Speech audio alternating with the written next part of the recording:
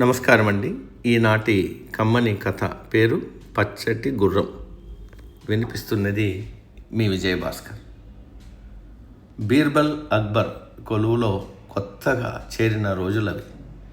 ఒకరోజు బీర్బల్ని తీసుకుని వేటకెళ్ళాడు.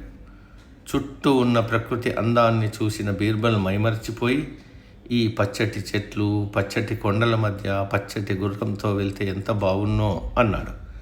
అప్పుడు అక్బర్ చటుక్కున, నువ్వు మాటల్లో పచ్చటి గుర్రం అన్నావు కదా, మరొక వారంలో నా కోసం దాన్ని తీసుకుని రావాలి అని చెప్పి వెళ్ళిపోయాడు. ఈ సమస్యని బీర్బల్ ఎలా అధిగమిస్తాడో చూద్దామనుకుంటూ అక్బర్ చెప్పిన గడువు రానే వచ్చింది. ఆ రోజు సభలో కొలువైన అక్బర్ దగ్గరికి బీర్బల్ ఉత్సాహంగా వచ్చాడు. జహాపన, పచ్చటి గుర్రాన్ని కనిపెట్టేశాను.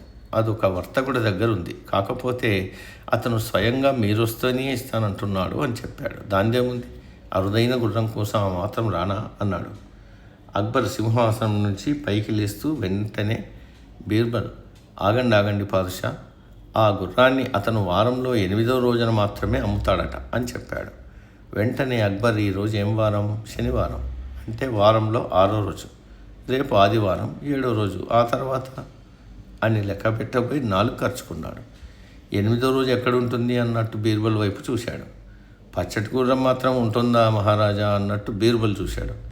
స్వయంగా తన హుకుమైనా సరే అది అసాధ్యమన్న విషయాన్ని సున్నితంగా చెప్పిన బీర్బల్ తెలివిని మెచ్చిన అక్బర్ అతన్ని ప్రధాన సలహాదారుగా చేర్చుకున్నాడు.